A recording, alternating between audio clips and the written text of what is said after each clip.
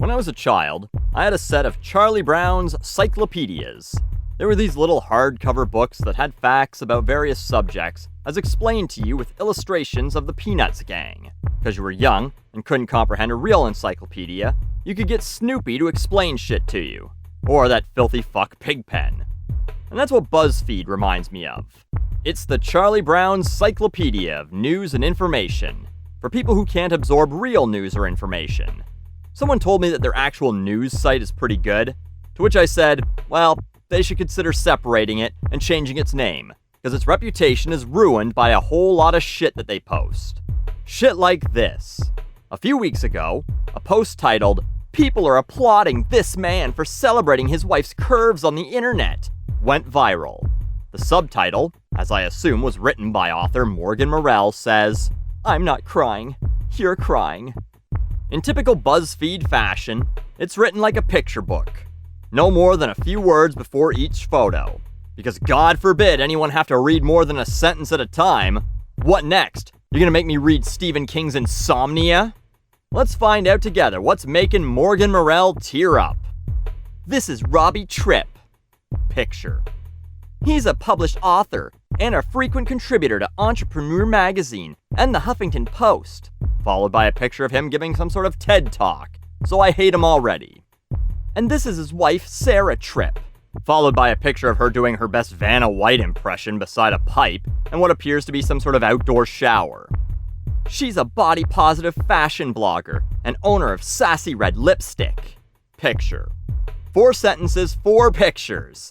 And apparently her profession that gets top billing is fashion blogger, which means I also hate her too. So this isn't going to go well. And they're madly in love. Picture of them in love, as taken by some photographer that I'm sure took a few, so they'd have the most in love photo that would get them the max amount of internet points possible. Let's skip down a bit. But this post in particular has been getting a lot of buzz for promoting body positivity. Here's a picture of him wearing his boxers and an undershirt on the beach, his wife hugging him. It's a viral hit, with over 15,000 likes on Instagram, more than 86,000 likes on Facebook, and nearly 80,000 shares. Then we get an unrelated photo of the two from a different professional photo shoot they did.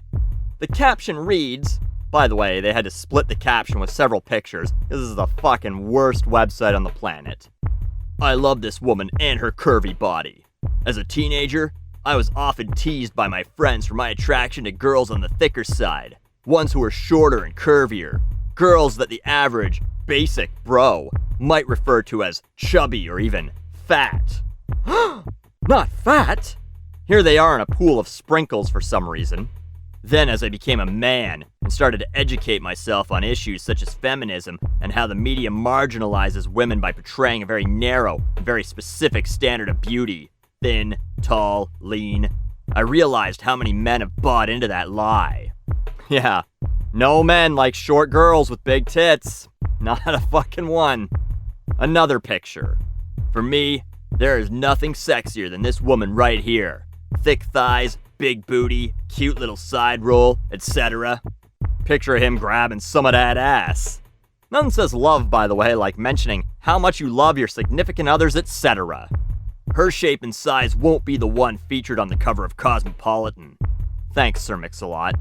But it's the one featured in my life and in my heart. There's nothing sexier to me than a woman who is both curvy and confident. Another picture of his attractive wife that he's spent several sentences explaining is actually some sort of disgusting beast to the rest of society, but not him, not this modern-day gender-swapped belle. This gorgeous girl I married fills out every inch of her jeans. So her jeans fit, and is still the most beautiful one in the room. Guys, rethink what society has told you that you should desire. Man, how could this man even love this pretty woman with huge tits? I can't believe he's so unafraid to admit this. A real woman is not a porn star, or a bikini mannequin, or a movie character. Porn stars and actresses aren't real women. Fuck you, porn stars and actresses. You're not humans. She's real. She has beautiful stretch marks on her hips and cute little dimples on her booty. Once again, picture of his wife's ass. Girls, Don't ever fool yourself by thinking you have to fit a certain mold to be loved and appreciated. Fuck. This article should be about how this woman is the hero for being seen with a man who would wear shorts and socks like this in public. There's a guy out there who's going to celebrate you for exactly who you are. Someone who will love you like I love my Sarah. Holy fuck. Why don't you toot your own fucking horn just a little harder and louder? There are real men out there who will love you even though you're disgusting to the rest of society like my wife is, but not to me. I love her for all her physical attributes that give me an erection. The whole thing is about superficial shit, too. It's not even about how she's smart or funny or an entrepreneur who owns her own business. It's about how he likes fat chicks, and this, apparently, is a big deal because, wait for it, he's not a fat guy. How is this body positive? If anything, it tears all that shit down by saying, look at this chubster I married, guys, look at her. I'm a hero because I date people I'm attracted to. Also, you shouldn't date people you're attracted to. You've bought into a lie. Not like me. Don't listen to what the media tells you is attractive. Listen to me on social media tell you what's attractive. It's my fat wife. See her tits? I can exploit them for publicity on social media, and it's okay with her because it might benefit her business. So we both win. I mean, a real hero would marry a woman who's really hideous both inside and out, like a burn victim who's also a Holocaust denier, taking a bullet for the rest of the world so no one else has to. By the way, I do enjoy how body positive still means everyone with a high metabolism or who decides to work out doesn't have a real physique. Congrats. 1 in 3 people in the US are classified as overweight.